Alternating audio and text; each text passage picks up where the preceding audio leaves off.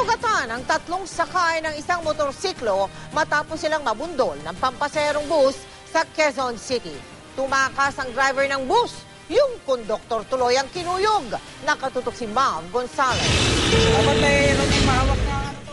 Halos hindi makagalaw ang babaeng ito matapos tumilapon dahil nabundol ng bus ang sinasakyan niyang motorsiklo sa northbound lane ng Quezon Avenue pasado alas 8 kagabi. Ang dalawa pang sakay ng motorsiklo, lapdos ang mga balat. Ayon sa mga pasahero ng bus, mabilis ang takbo nila. Kumat kasi yung bus kanina nung pag-akit doon sa may ilalim, sumagi doon sa may likod ng motor.